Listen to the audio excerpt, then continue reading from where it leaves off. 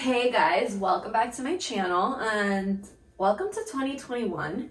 So today is Wednesday the 6th. So we're 6 days into 2021 and I hope you guys feel recharged, feel like with so much hope because I know I do. 2020 was not a bad year personally, but a lot of it emotionally did take a toll on me, which affected a lot of the things that I usually do, say organization or investing, just little things that took a toll on me emotionally, really just like kind of uprooted everything that I have done since I was so young. With a new year comes new hope, with a new year comes new goals, and I hope you all have goals. But one thing that really hit us in 2020 was the financial aspect of everything. If you feel like you are entitled to money from the government that sadly the government is not giving us, I need you to wake up and realize that no one is going to do anything for you unless you do it for yourself. So you cannot expect someone to help you pay your groceries, someone to help you buy a car, someone to help you succeed except yourself. Now, I know a lot of people aren't that financially savvy, don't really know much about investing or credit scores or anything like that. So I'm just here and I'm gonna give you like a very broad and basic understanding of a couple things. I'm just gonna throw out names. I'm gonna give you a couple of resources that you could use to learn. Everything is gonna be linked below. And just kind of give you an idea of what you can be doing with like very little spare change. I also asked you guys on my Instagram if you had a couple questions in regards to finances, saving, investing, any of the sorts, and I did get a couple replies, so I am gonna answer those questions as well, and give you guys what it is that you want to know. I'm not an expert, disclaimer for sure. I'm not an expert. I just am quite versed because it's something that I enjoy. It's something that I've been doing with my parents since I was very, very young. Like my parents kind of think of me as their like assistant / like financial advisor. Like my dad will just come and talk to me and like ask me questions of what I think. So it's something that I've been doing since I was quite young, and my parents genuinely set me up very well, if I'm being really honest. They gave me the tools in order to be able to succeed and start off on the right foot. So I'm very lucky and very blessed on that. So again, I'm not an expert. I just am here to tell you guys what I would do in these scenarios or what I'm personally doing right now. And I'm going to give you the resources to some professionals and some financial advisors that can help you even further if you have more questions. Give this video a like, comment down below if it's something that you want to see more. If you have any questions or any suggestions on any other books. Like I said, I am not an expert, but I'm always down to read because whenever I pick up a different book, I learn at least one more thing. So it's really nice to see. It's really nice to do. Knowledge is power. So with that, we're going to get into this. First of all, I'm going to answer your questions because they kind of correlate with what I got going on my list. So the first person said, everything, I need help with all of that, aka finances, credit. So we'll get into everything, but I just wanted to let you know I saw your question. So first up, someone said credit score. Now, if you are 18 years old and watching this, do not fuck up your credit score. Honestly, we are in America. It's a capitalist nation, and I'm sorry to tell you this, but your credit score is literally what rules the world. Like, if you have a good credit score and good credit history, you can buy a house, you can get a car, you can get any credit card you want. Like, you could literally do everything you've ever wanted in this life if you have a good credit score. So, if you're 18 years old and you come in with a clean slate because no one has put, electricity bills on your name and never paid them, or I don't know, some other things that parents do, no, you're lucky. Now, how do you build a credit score? Get a credit card. Go to your local bank or go to the bank that you have a checking account with, because most likely you have money in that checking account. You might be working, so you're receiving income into that account every month. Go to that bank, get a credit card. Tell them, hey, I want a credit card. They're most likely going to give you between $500 and $1,000 credit limit. What you're going to do is you're going to use that credit card for everything that you would use your debit card. Like, forget your debit card existed. Use your credit card and pay it off in full every month. So if you use your debit card only to pay gas and everything else you use in cash, go and put gas on that credit card. Pay it off every month.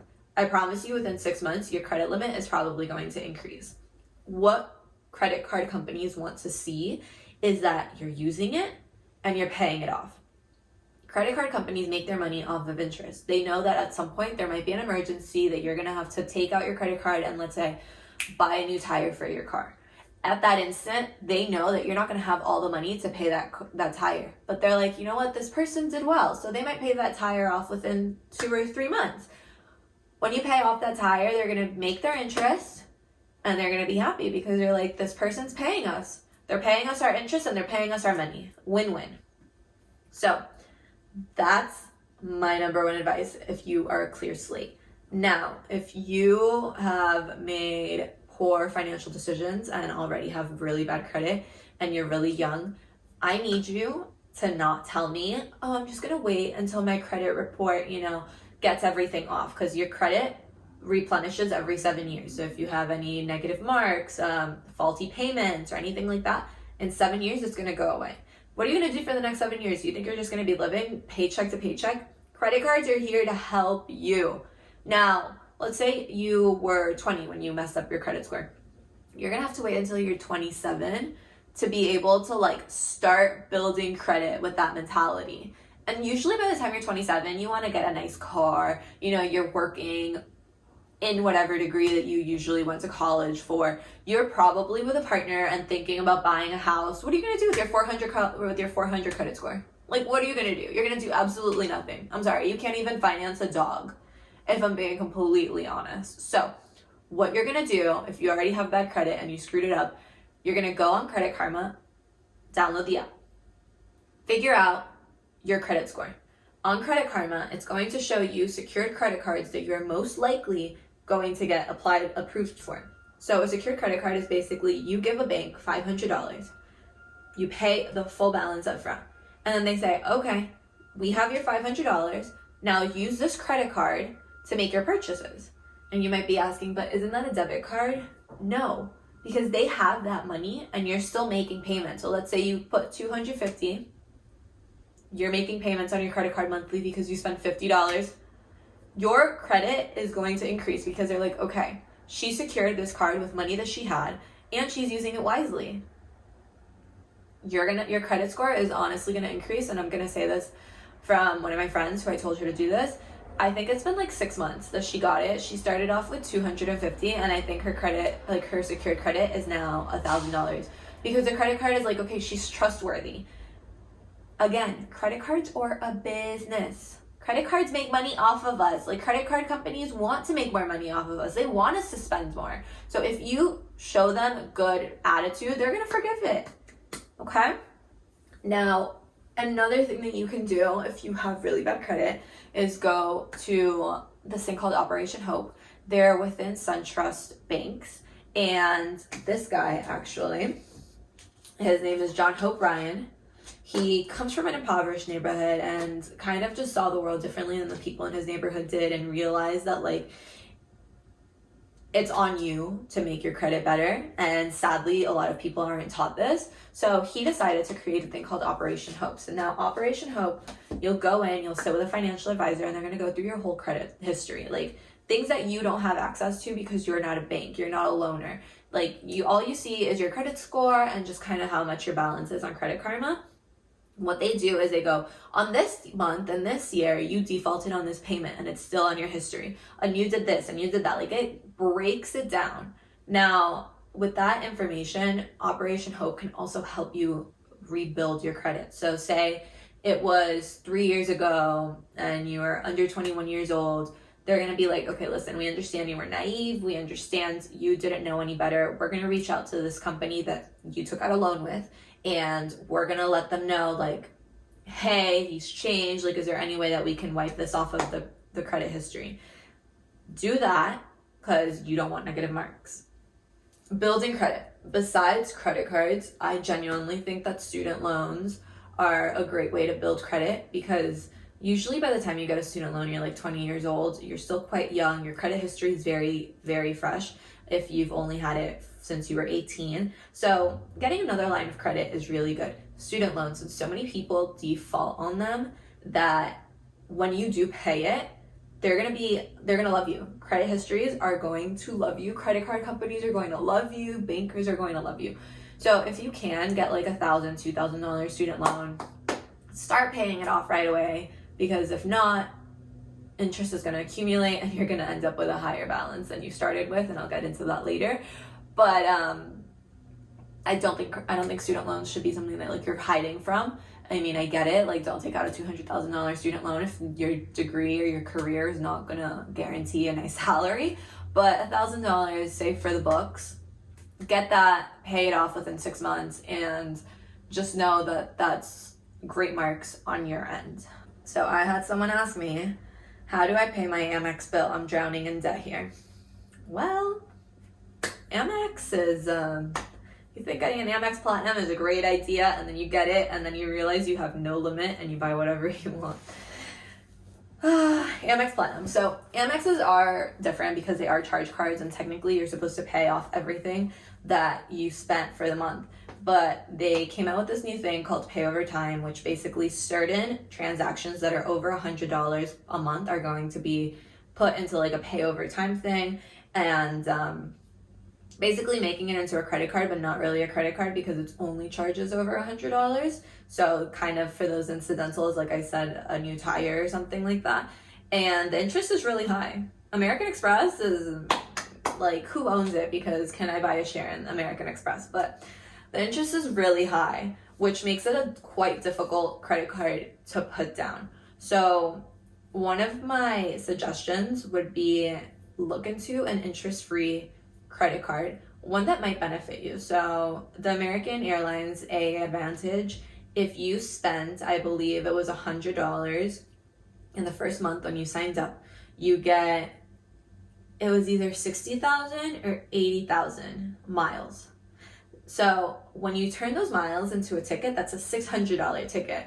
If you like to travel, if you like to do a lot of things with miles, or if you're planning a huge trip, I would suggest you get that, because you basically get your ticket for free. Now, they also had a sign-up introduction, which was, I believe, 15 months interest-free for whatever balance you transfer within the first 45 days of you getting the credit card. That interest-free is so helpful, because say your Amex bill is $10,000 right now, and you feel like you're drowning, you feel like you're not making any progress, and you get an an American Airlines interest-free, and their credit limit is, say, $6,000. You're like, okay, you know what? I'm going to transfer over the $5,000 within the 15-month or whatever promotion they have at that moment. I'm going to divide all my payments. I'm going to make sure that every month is paid this much, and then by the end of the interest-free, I'm at zero. So it kind of takes that load of you paying all that to Amex, because again, the American Express is literally 18 to 27% interest rate. That is so high. If you have around a $15,000 limit or credit balance on your Amex, you're probably paying between $300 to $500 in interest a month. So, and you have to pay that each month. Like, their interest you have to pay as part of your minimum monthly payment. So if you transfer over $5,000, that's going to bring your interest down to, say, $150, $100 a month on that $10,000 balance. And then you can put all that extra money that you were putting towards interest to actually bringing down the balance. So that's one way to do it. And it's also beneficial because, again, you get the miles, you get a new credit card, and it's just fun. But to honestly get down into debt, you just need to either make more money or spend less. You just have to be so conscious of what you're spending. Like, there's no magical way to get out of debt. If you continue to spend the same amount, you continue to make only the minimum balance, like payments, you don't pay off your full monthly balance, it's just not going to happen. Like, money doesn't just come out of like thin air. So another thing that's really good to paying off debt is the Dave Ramsey snowball effect. So Dave Ramsey believes that instead of going here and putting $5 extra on this debt and putting $5 extra on this debt and all of that, which basically turns into a drop of water in the ocean because you don't really see it, is okay, so put out all your credit card debts, put out all your student loans, all your monthly payments, and their minimum payment. And then after you see that and you total up how much your payments actually are a month, you say, okay, I have an extra $150 a month that I can spare on paying off debt. Dave Ramsey believes that you should pay off your smallest balance regardless of interest. So let's say you had a $200 credit card and then a $500 credit card, and then shit hit the fan, got crazy, and you have the $6,000 credit card. So your minimum payment on the $200 credit card is $25, but you have an extra of $150 to spare. Don't put it onto the $6,000 card because you're not really gonna see it. So you're gonna make the minimum payment of $25 on the $200 one, and you're gonna put that extra $150. Lo and behold, that's $175 just in 1 month that you put on a $200 balance, and you only have $25 left. What are you gonna do? The next month you're gonna pay it off. Okay, cool, $25 extra. So now you take that $25 from that minimum payment, the $150 that you had left over, and you put it to the $150. That makes a total of $175 extra that you're putting on the $500 card. Not to get too technical because I know I'm literally just talking into midair right now, but basically it's take all of your payments and just continue to push them down. At some point, you're probably going to be making a $1,000 payment on your $6,000 credit card, and within 6 months, it's going to be at zero. So I will link below, again, the Dave Ramsey snowball effect. I think it's really cool. It's really interesting, especially if you have a lot of like little petty loans and petty credit cards. Just wipe it off. I don't believe, like if you have a $500 credit, like right now, or balance, if you have a $500 balance, I'm just like, no, like get that done. I don't believe that you should have a $500 balance, like, and that's making you stressed out. I don't believe it. I think you need to get it together. And credit cards and everything like that. I have my iPad here with literally all my notes that I wrote down.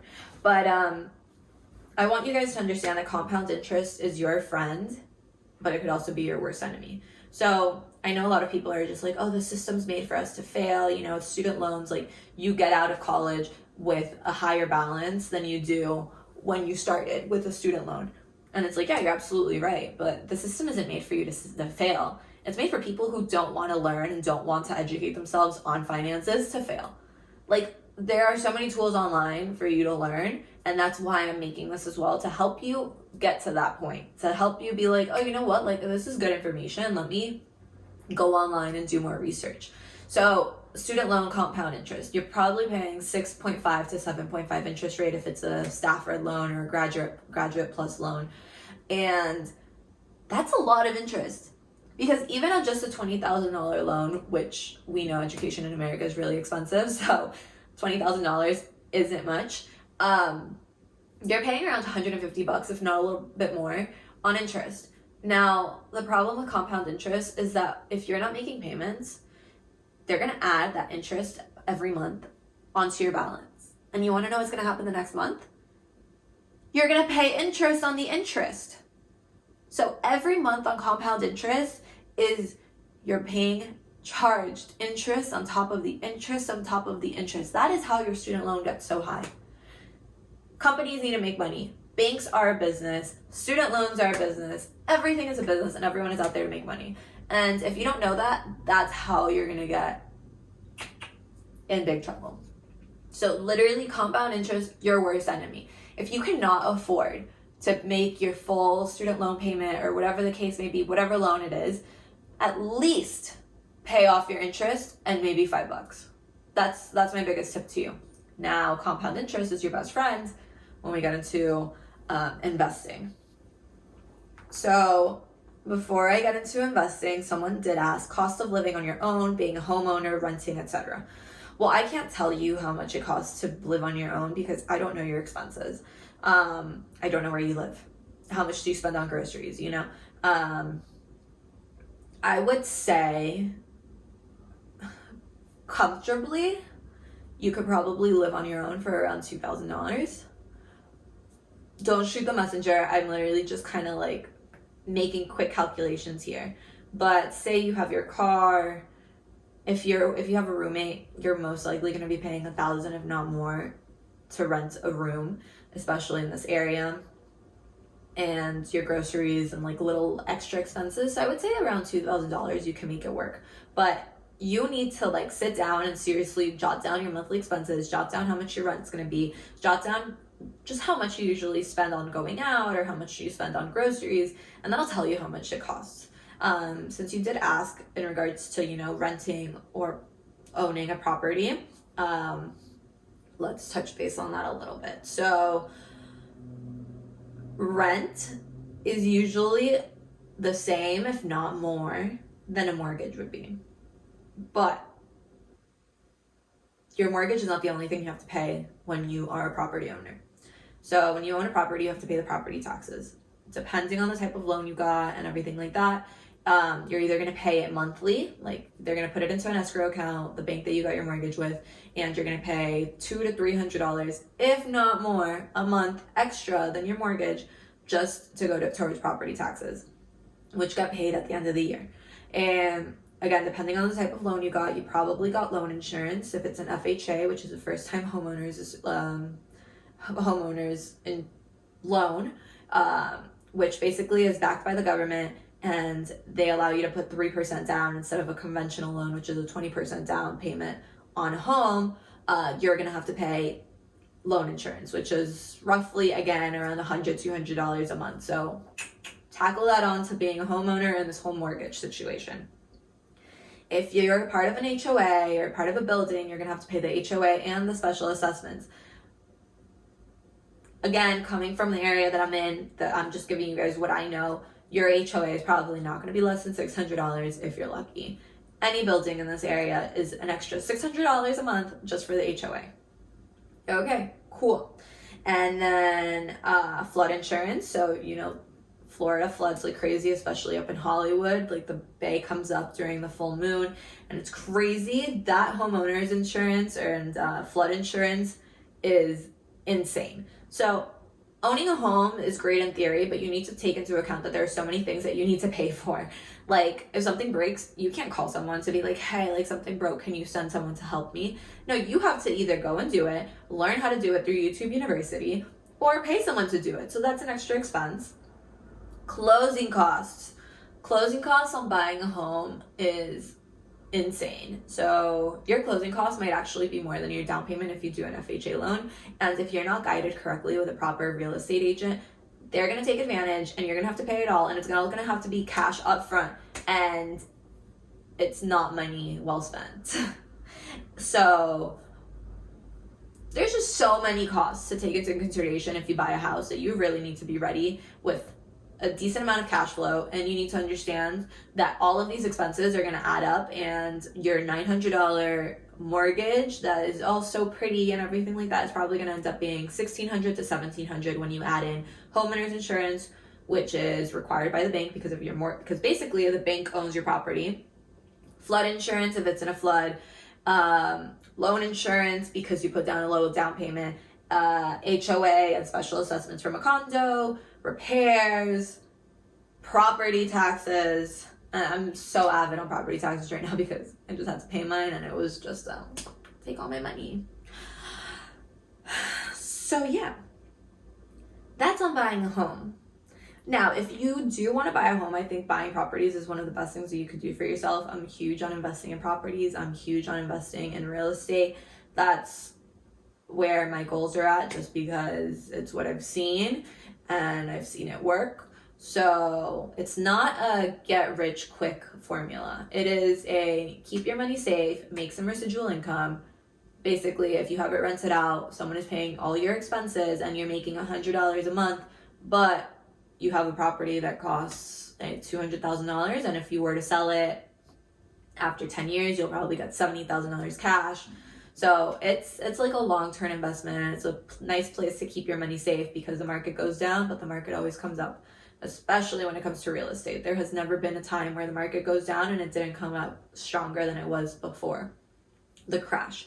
But my biggest thing for you would be get a great realtor. I have a realtor who I literally swear by. Her name is Cindy Bedoya, If you are in the South Florida region, I'll link her Instagram below. She's genuinely has fought for us for multiple properties. She has done her due diligence. She has made sure things get done, and that's the type of people I like to work with. I don't like to work with people who don't educate me, who don't give me information, and then when I get to the closing table, I'm just like taken aback by the amount of money I have to put up front, or the type of money that I have to put down for all my closing costs, whatever the case may be. So a great realtor is your friend. Everyone in Florida is a realtor. Everyone and their mother is a realtor. Don't go with those people. Go with people who do this for a living, who have a long time experience, and again, will fight for you. It is a tough market out there, and people are here to take advantage, and shit, we literally got a place over asking price, but we made a deal where the seller paid all the closing costs, which if you do the math with what we paid over asking price minus the closing costs and everything like that, we were still winning. So things like that, you need a good realtor. So now for investments, and I'm going to make this super quick because I do not have all the information in order to really get in depth in each one, but I'm just going to give you some names and some things that you could do in order to get started on this. So I know everyone always hears like, oh, your retirement fund and your 401k. What is that? So basically a 401k is money pre-taxes that you put into mutual funds or whatever the case, like a bag. Basically in Spanish, you call the stock market la bolsa, because what, you put money into a bag and people take it. Basically you buy stocks from different things and then you make more money and you hopefully put it back in the bag as interest. So your 401k is usually backed up by a job, and it is pre-tax money. So before you're taxed, your 18% or whatever it is that you get taxed from your actual income, you put, say, 3% of your monthly payments or your monthly checks into a 401k. Now, the benefit of a 401k, if you work for a corporate company, is that they match your 401k. So when you sign a contract, most of the time they'll be like 401k benefits matching up to 2%, matching up to 3%, whatever the percent may be. My biggest advice to you is to literally full out match all the 401k. So make sure that you can live off of whatever it is when you match your 401k. If it's 2% of your salary, like, come on, we can make it work. But you're basically getting extra free money from your job. So whatever 2% is, let's say make it around $2,000. Your job a year is going to put another $2,000 into investments for you. That's $4,000 a month into investments that are probably making you between 6 and 10% annually. That grows. The point of 401ks is you take it out when you turn 65 and you pay taxes on the money once it gets taken out. I personally don't love that, but you know, it is what it is. It's a great thing to do if you work for a business. Now, a Roth IRA is a little bit different. Roth IRA is you solely make your investment. It's money after taxes. So say you already got taxed and everything like that, and you go on your own and you do a Roth IRA. The thing about Roth IRAs, it does cap you if you earn too much money. So I believe it was you can't earn over $150,000 a year, on paper, to do a Roth IRA. And the maximum that you can invest into a Roth IRA is around $6,500. Again, these numbers are just off the top of my head, but you can find exact digits down below. But the benefit of a Roth IRA is that when you take out the money, it's interest-free or tax-free. So when you turn 65 years old, again, these are all for long-term investments. When you turn 65 years old, say you have $200,000 into your Roth IRA, you literally pay no interest. That's just free money. Do whatever you want with it. Live like a retired life, live the good life, live all of that. So those benefits are insane. I personally use Acorns for my Roth IRA. It was the easiest one to do. I literally tried to go through TD Ameritrade, and I'm not here to try and get into the stock market or anything like that, so it was kind of just very difficult. Acorns made it super easy. I literally set it for $5 a month. A week. $5 a week. Like, that's all I'm investing in it. For me, the Roth IRA is more of just like an extra cushion, like, oh, like, here's a surprise, like, here's extra money. But it's not how I plan on living my life after I turn 65. With the $5 a day and a month, and the way that the market is looking, it looks like I'm going to have around $75,000 to $100,000 in my Roth IRA when I turn 65. Just for putting $5 a week. Like, what is $5 a week? A coffee? So it's just things that you could do that are very, very little and won't make a difference now, that'll make a difference in the future. Another thing that I personally do is called a REIT or REIT or R-E-I-T. I can't pronounce it, I'm Hispanic, but it's basically called a real estate investment trust. So let's say big corporations build properties, build buildings, office buildings. The one that I'm a part of owns CVS's, LA Fitnesses, so just really big buildings that they need people to come in and put their money in. So depending on the real estate investment trust that you get into, depends on the amount of minimum deposit that you have to make when you first get into it. Some of them are 5,000, some of them are 10,000. But just look into a real estate investment trust, because again, they might, once you get in with your money, they might not have a minimum purchase. So if you could put $50 a month into a real estate investment trust, most real estate investment trusts are earning 9%. Right now, because of the pandemic, our real estate investment trust literally devalued from $10 a share to $7 a share. And instead of making 9.7% interest, we're making like 7% interest. So not only are we making less interest, but our shares went down, which is really bad when you take a look at it as a short-term thing. But as a long-term thing, it's gonna go up. It might not be this year, it might be next year. But if I continue to buy stocks this year, I'm just buying them on sale. Because instead of paying $10, I'm paying $7. And then whenever they get back to $10, I'm going to have that much more because I was able to buy more stocks. So that's kind of how that works. And again, this is a compound interest account. So is your 401k, so is your Roth IRA. The real estate investment trust is all compound. So they basically ask you, do you want to reinvest your dividends? You click yes. Say you're making $10 a month. That's $100 a year. That's money that's going to be making you more interest. It's crazy how it works. Compound interest is your best friend if you do it right. If you do it right. If you want to get into the stock market, look into ETFs, index funds. I'm not quite versed in the stock market.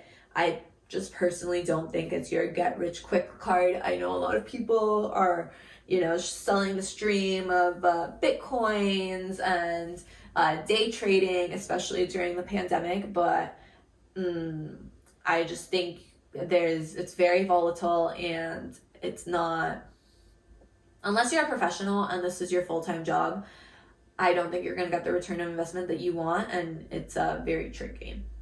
Now, biggest tips, because I feel like I just talked forever. My biggest tips to you: figure out your debts. Do the snowball effect by Dave Ramsey. Put extra money. If you don't have that many debts, put extra money into whatever credit cards you want to get down, even if it's $50 a month. Put $50 a month extra.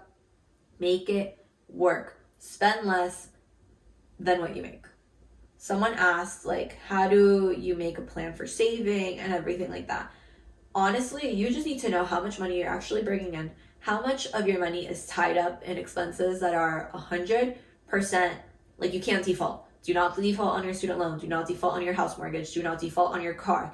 And then figure out how much money you have to spend. If you literally have to tell yourself, I'm only spending $100 a week, and that includes my groceries, stay your ass at home, watch a movie, and only spend $100 a week. If it's you alone and that's all you're spending on groceries, you have groceries to last a while. Invite your friends over.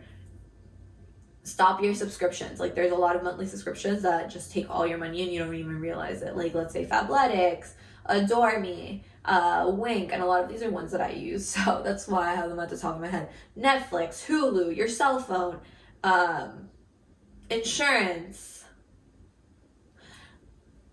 Your money could literally dissolve if you let it. You need to figure out how much money you're bringing in, how many bills or how much money you're actually spending on things that matter, and how much money you're spending on things that don't matter, and figure it out. Figure it out, girl. That's all I gotta tell you.